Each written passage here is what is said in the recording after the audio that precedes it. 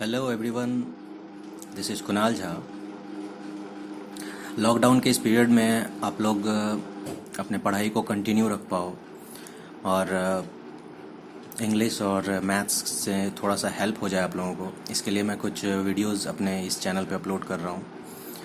तो ये जो पहला वीडियो है, जिस तरह आप देख पा रहे होंगे, इंग्लिश के कुछ क्वेश्चंस हैं। इनको आपको करना क्या है कि सबसे पहले आप डिस्क्रिप्शन में जाके, क्योंकि इसका PDF वहाँ दिया हुआ है, वहाँ से आप खुद अटेम्प्ट लें। कितना सही होता है कितना गलत होता है उसको वेरीफाई करने के लिए वापस वीडियो पे आके इसके सॉल्यूशंस मैं इस वीडियो में अच्छे से बता रहा हूँ। ठीक है, अगर आपने उसी तरह से बिल्कुल बनाया हुआ है तो अपने आप को कन्विंस करें, आगे बढ़ते रहें इसी तरह से। आज ये इंग्लिश के कुछ 9-10 क्वेश्चंस मैं क्लियर कर रहा हूँ, फिर आगे आने वाले क्लासेस में कुछ मैथ्स के भी क्वेश्चंस रहेंगे। इस तरह से हमारा पढ़ाई कम से कम कंटिन्यू रहेगा और थोड़ा बहुत मदद आप लोगों का हो जाएगा इस कंटिन्यूटी को बनाए रखने में। तो चलिए विदाउट टाइम वेस्ट किए हम लोग इसको स्टार्ट कर देते हैं। जिस तरह आप देख पा रहे होंगे, पहला जो सेंटेंस है आपका, he made me to do all the work. बहुत ही सिंपल क्वेश्चंस मैं लिया हूँ ताकि आप भूल भी गए होंगे पूरी तरह से सब कुछ, तो आपको सब कुछ रिवाइज हो जाए और आपकी पढ़ाई जो है वो रिवाइव हो जाए। तो he made me to do all the work, यहाँ आप देख रहे हो ये वर्ब क्या है, मेड। इस तरह के बहुत सारे वर्ब बताए हुए हैं, जैसे लेट, बिड, वॉच। ऐसे वर्ब्स रहने पे आप फुल इन्फिनेटिव का यूज़ नहीं करते हो। आपने होपफुली यही किया होगा। तो इस टू को अगर यहाँ से ओमिट किया जाए तो ये बेयर इन्फिनेटिव सिर्फ रह जाएगा डू, और ये सेंटेंस करेक्ट हो जाएगा। अब आपका सेंटेंस हो गया he made me do all the work, ये सेंटेंस अब करेक्ट है। नेक्स्ट, जिस तरह से आप देख रहे हैं, neither of them were able to complete the work. Neither of them were able to complete the work. Subject आपका सिंगुलर है, वर्ब आपने कैसा लगा दिया, प्लूरल। क्या करना होगा यहाँ पे, वॉज। होप आपने यही किया होगा। Neither of them was able to complete the work. कुछ ऐसे सब्जेक्ट्स होते हैं जैसे नीदर, ईदर, एच, इस टाइप का सब्जेक्ट रहे तो आपको वर्ब कैसे यूज करना है, singular. If I am you I would not have behaved like that. आपको लग रहा होगा यहाँ पे वर्क कर देंगे और ये सेंटेंस सही हो जाएगा, बट थोड़ा सा रुकना है, सोचना है।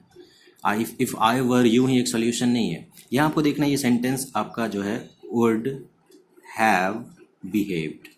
वुड के बाद आपने परफेक्ट का यूज किया है, हैव प्लस V3 का यूज किया है। सो ये जो आपका कंडीशनल सेंटेंस है, कंडीशनल पार्ट है, ये वाला क्लॉज जो होगा, इसमें मैं आपको बताया था सब्जेक्ट प्लस पास्ट परफेक्ट का यूज करना पड़ता है आपको। तो ये क्या हो गया, इफ आई, ये एम को हटा दीजिए, if I had been you. Next है, you may not realize it but the weather in Barbados during Christmas is like New York in June। अब देखो यहाँ पे इस टाइप का सेंटेंस क्लाइमेट के कंपैरिजन वाला हम लोग कर चुके हैं, और यहाँ पे एक जो रिलेटिव प्रोनाउन वाला एक गलती आ रहा है, रिलेटिव नहीं, sorry, it's demonstrative pronoun mistake हो रहा है यहाँ पे आप वेदर का कंपैरिजन कर रहे हो बारबाडोस का न्यूयॉर्क में उस टाइम के वेदर से, ठीक है, और आपने उस चीज़ को मेंशन ही नहीं किया, आपने न्यूयॉर्क से बारबाडोस के वेदर को कंपैरिजन कर दिया।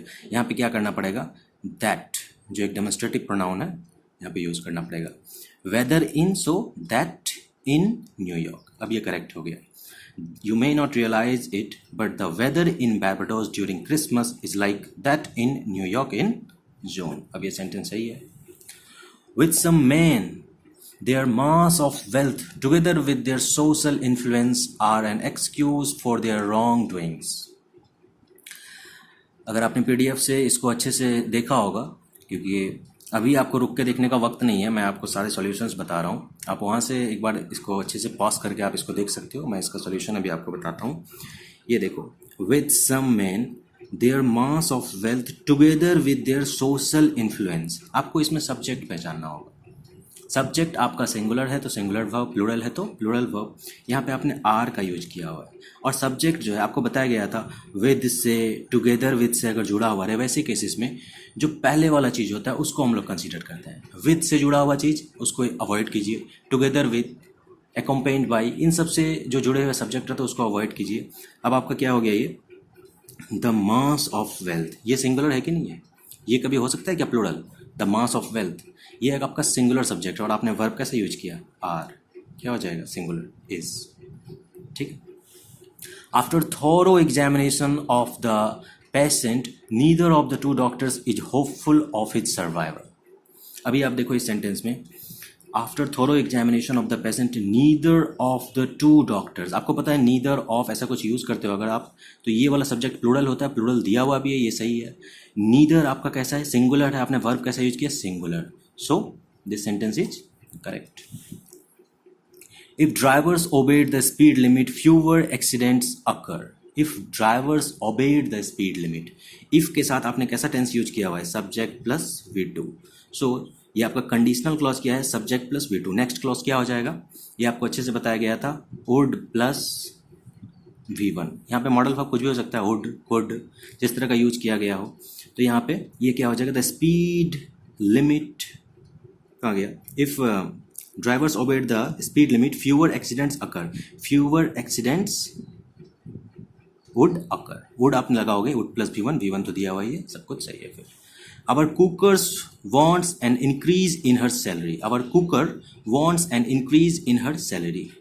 कुकर, यहाँ प्रेशर कुकर की बात हो नहीं रही है, यहाँ पे बात हो रही है जो खाना बनाता है। खाना बनाने वाले को कुकर कहते हैं क्या, नहीं ना, कुक कहते हैं। इस बहुत ही सिंपल मिस्टेक था।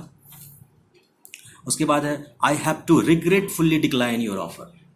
आपको पता होगा टू और ये V1, ये पूरा पूरा का पूरा इन्फिनेटिव है, और यहाँ पे हमने एक एडवर्ब डाल के क्या कर दिया, स्प्लिट इन्फिनेटिव। स्प्लिट इन्फिनेटिव एक एरर होता है, सो इसको कंसीडर कीजिए। आप इस एडवर्ब को बाद में रख दीजिए। क्या हो जाएगा, I have to decline your offer regretfully. ये रिग्रेटफुली को आप बीच में नहीं डाल सकते, क्या हो जाएगा, स्प्लिट इन्फिनेटिव का एरर हो जाएगा। नेक्स्ट है being lost her jewel the woman was sad. अपना ज्वेलरी खोने के बाद वो वुमेन कैसी हो गई, सैड हो गई। आपको बताया गया था, पार्टिसिपल जब बताया गया था तब बताया गया था बीइंग के साथ जब आप सेंटेंस को शुरुआत करते हो या फिर हैविंग बीन यूज करते हो। क्या यूज करते हो, हैविंग बीन या फिर बीइंग। ये बीन है, ये बीइंग है, ये दोनों को नोटिस कीजिए। इससे जब सेंटेंस शुरू करते हो तो वो आपका होता है पैसिव वॉइस में। ज्वेलरी तो उसने अपना खो दिया ना, उसने जो अपना ज्वेलरी था वो खो दिया है, तो ये कभी भी आपका पैसिव वॉइस में हो सकता है क्या, आप जानबूझ के तो ऐसा कुछ करते नहीं हो, खो जाता है। कुछ वर्ब्स ऐसे होते हैं जो कि केवल एक्टिव वॉइस में ही हो सकते हैं, ठीक है।